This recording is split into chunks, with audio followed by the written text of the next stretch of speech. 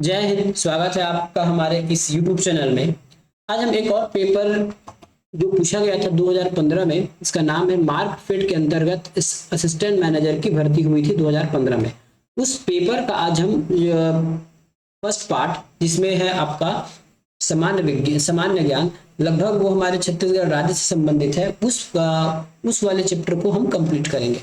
उसमें से 20 प्रश्न पूछा गया था। उस 20 प्रश्नों में से आपको कैसे बनाना था, यदि आपने उस समय एग्जाम दिलाया था और नहीं भी दिलाया था तो देखिए कि इसमें कैसे बनाते हैं। ठीक है, तो ये कौन सा पेपर है? मार्क फिट विभाग के अंतर्गत लिया गया था, असिस्टेंट मैनेजर 2015 के ये एग्जाम का समय है।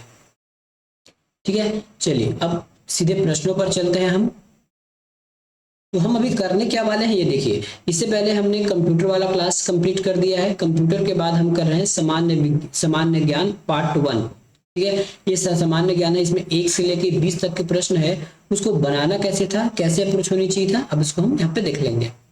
सबसे पहला प्रश्न आता है, और याद रखिएगा जिसमें अभी हम हो सकता है जितना भी पढ़ाएंगे उसमें कुछ करंट के भी प्रश्न रहेंगे। तो करंट वाला प्रश्न आपके लिए ज्यादा इंपॉर्टेंट तो नहीं है, लेकिन आंसर देख लीजिएगा कि व्यापम ने आंसर क्या लिया था। ठीक है, तो सबसे पहला प्रश्न हमको वहां देखने को मिलता है, वर्ष 2014 का साहित्य का नोबेल पुरस्कार किसे मिला? किसे मिला था? तो उस टाइम का आंसर है पैट्रिक मेडियानो, इसका आंसर हो जाएगा। अगला प्रश्न, वर्ष 2015 का एबेल पुरस्कार किसे प्राप्त हुआ? वर्ष 2015 का एबेल पुरस्कार किसे प्राप्त हुआ? मंजुल भार्गव, जॉन मिलनर, माइकल आर्टिन या फिर जॉन नश? तो इसका आंसर हो जाएगा जॉन नश। ये प्रश्न आपके लिए इंपॉर्टेंट नहीं है क्योंकि ये हमारे करंट के प्रश्न थे, और करंट से प्रश्न आने की फिलहाल वो अभी अगर करंट का पूछेगा तो इस साल का पूछेगा, पिछला वाला करंट आपको नहीं पूछा जाएगा। हाँ, ये 3 नंबर आपके लिए उपयोगी है, तो इसमें आप चर्चा कीजिए। उपनिषद निम्न नाम से भी जाना जाता है। आपके ऑप्शन है वेद, पुराण, वेदांत या फिर उपरोक्त में से कोई नहीं। तो जो उपनिषद है उसका एक और नाम है, उसका नाम क्या है? वेदांत। उपनिषद को ही वेदांत के रूप में जाना जाता है। ये प्रश्न 1 से 2 बार और पूछा गया किसी वर्ष में, जब आएगा तो आपको मैं बता दूंगा। ठीक है, अगला प्रश्न, महाश्वेता देवी को कौन सा पुरस्कार प्राप्त हुआ है? कौन सा प्रश्न है? महाश्वेता देवी को कौन सा पुरस्कार प्राप्त हुआ है? तो ये भी आपके करंट अफेयर का प्रश्न है। ठीक है, इसमें केवल आंसर देख लीजिए, आपको इसमें याद करने की आपको आवश्यकता नहीं पड़ेगी। तो इनको तीनों प्रकार का पुरस्कार प्राप्त हुआ है, साहित्य अकादमी, ज्ञानपीठ और पद्म विभूषण। अगला प्रश्न है, WTA रैंकिंग किससे संबंधित है? पुरुष टेनिस से, महिला टेनिस से, दोनों से या फिर उपरोक्त में से कोई नहीं। तो याद रखिए इसका फुल फॉर्म क्या हो जाएगा? वुमेन टेनिस एसोसिएशन, मतलब ये महिला टेनिस से संबंधित है। ठीक है, WTA ये आपका अभी का प्रश्न बन सकता है क्योंकि इसको करंट से ज्यादा कोई लेना देना नहीं है, अभी भी इस प्रश्न को पूछा जा सकता है। सुब्रतो कप किस खेल से संबंधित है? क्या पूछा गया है?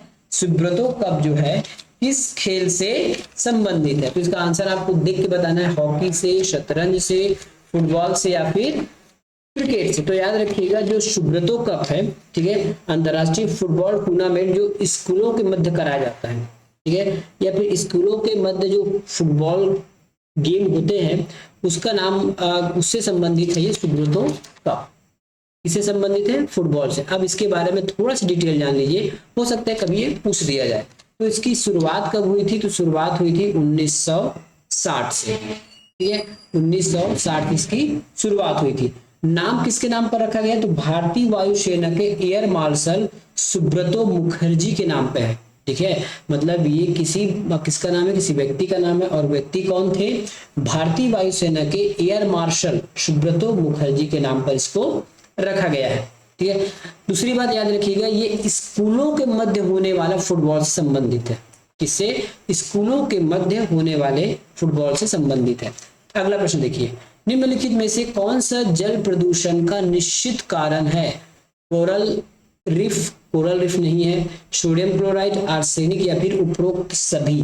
तो इसका आंसर हो जाएगा आपका आर्सेनिक। आर्सेनिक एक आपका उपधातु है ठीक है। ये इंडस्ट्रियल एरिया में आपको ज्यादा जल प्रदूषण देखने को मिलेगा।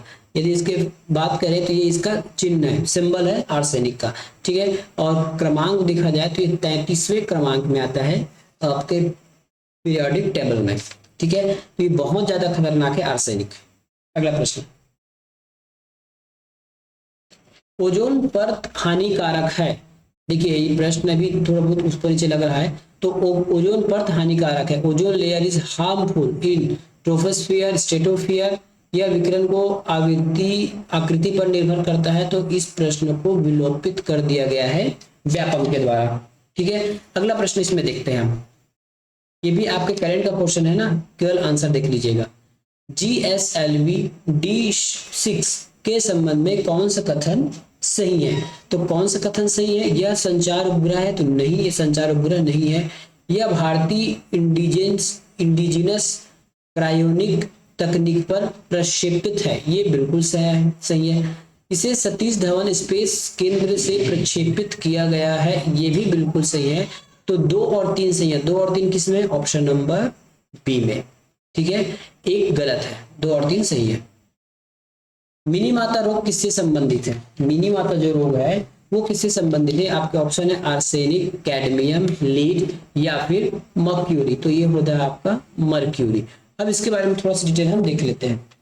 वास्तविक में ये मिनी माता क्या मीना माता है, ये पारा से होने वाला प्रदूषण है या फिर रोग है, ठीक है। पारा के यदि पारा विषाक्त हो जाता है तब ये रोग होता है, ठीक है। अब कई बार पता होगा कि इसका नाम कैसे पड़ा, मीना माता। तो सबसे पहले ये बीमारी कहाँ पे आया था? 1956 में आया था। कहाँ? जापान में, जापान के मीना माता शहर में।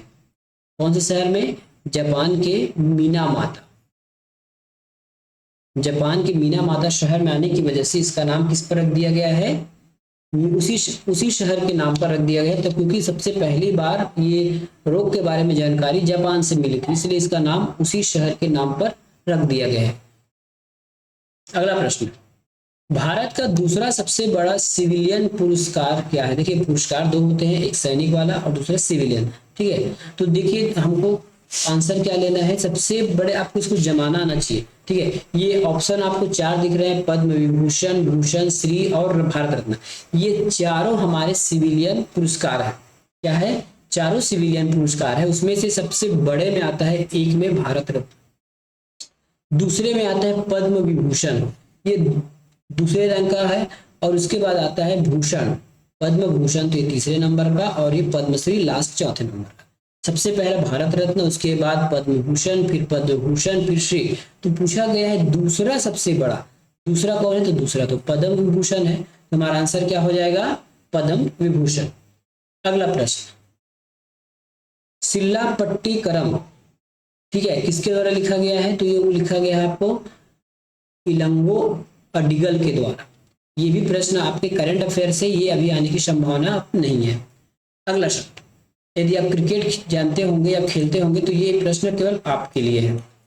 क्रिकेट में उपयोग किए जाने वाला हॉट स्पॉट है ultraviolet imaging system, blue light imaging system, red light imaging system या फिर इंफ्रारेड इमेजिंग सिस्टम। इसका आंसर क्या हो जाएगा?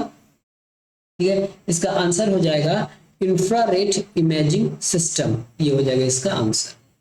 अगला प्रश्न, कॉमनवेल्थ 2018 कहाँ आयोजित होगी? ये भी हमारे करंट का क्वेश्चन है। इसमें करंट ज्यादा पूछ दिया था, इसलिए आपको थोड़ा मुबाऊ लग रहा होगा, लेकिन जान लीजिए कभी ऐसे तो आने वाला है नहीं ये प्रश्न, क्योंकि हमको पूरा पेपर सॉल्व कराना है, इसलिए हम पूरा आपको बता के आप पूरा हम बता देंगे। तो इसका आंसर हो जाएगा बी, ऑस्ट्रेलिया में हुआ था। 2018 का जो कॉमनवेल्थ है वो ऑस्ट्रेलिया में हुआ था। अगला प्रश्न, वामन राव लाखे इस नाम से प्रसिद्ध थे। ऑप्शन है लोकप्रिय, जनप्रिय, पंडित जी या फिर लोकनायक। तो ये लोकप्रिय से संबंधित थे जब इन्होंने अपनी बैरिस्टर की पदवी या फिर जो इनको जो अवार्ड मिला था इनको त्याग दिया गया था तब से।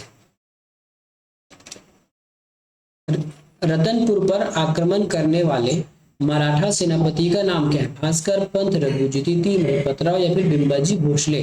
तो यहाँ पूछा गया है मराठा सेनापति जबकि ये रघु जी है और जो बिंबा जी भोसले हैं ये राजा की श्रेणी में आते हैं। आंसर हो जाएगा भास्कर पंत द्वारा अटैक किया गया था। तो जब रतनपुर शासक में जब रतनपुर पर आक्रमण हुआ तो उसमें तत्कालीन शासक कौन थे? तो कलचुरी थे। कौन थे? कलचुरी थे। और वहां के कौन थे? रघुनाथ। ठीक है, कलचुरी के लास्ट वन थे रघुनाथ। उन्हीं को हराकर भास्कर पंत ने मराठाओं की झोली में रतनपुर को डाल दिया। अगला प्रश्न है, इस राज्य का लक्ष्मीबाई योजना, सॉरी धन लक्ष्मी योजना क्या है? देखिए इस पेपर में अधिकतम आपके 50% से भी अधिक करंट का प्रश्न पूछ दिया गया है। ठीक है, करंट का प्रश्न पूछ दिया गया है। इसका आंसर हो जाएगा कन्या शिशु जन्म दर में वृद्धि। अगला प्रश्न, निम्नलिखित में से कौन सा देश हीरे का सबसे बड़ा आयातक है? कौन सा देश है? तो ये हो जाएगा हमारा भारत, हीरे का सबसे बड़ा आयातक। ये उस टाइम के लिए था ना, हो सकता है अभी डाटा चेंज हो गया होगा। ये 2015 के हिसाब से इसको आंसर लगाया गया है। कलचुरी शासक जाजल देव प्रथम ने बस्तर के किस शासक को परास्त किया? अन्नमदेव, बिलास्तु, सोमेश्वर या फिर इनमें से कोई नहीं? तो ये हराए थे सोमेश्वर देव। लास्ट प्रश्न है, इस राज्य में सामान्य धान का न्यूनतम समर्थन मूल्य 2013-14 में क्या था? तो वो था 1314। तो इस प्रकार से हमें सामान्य ज्ञान के जो पार्ट 1 के जो प्रश्न आ सकते थे या बन सकते थे, अभी भी एग्जाम में आने की संभावना हो सकती है करंट को छोड़ के। ठीक है, तो हमने इसको कवर किया। इसके बाद हम हिंदी का जो सेक्शन है वो लाएंगे। ठीक है, तो मिलेंगे अगले वीडियो में। धन्यवाद।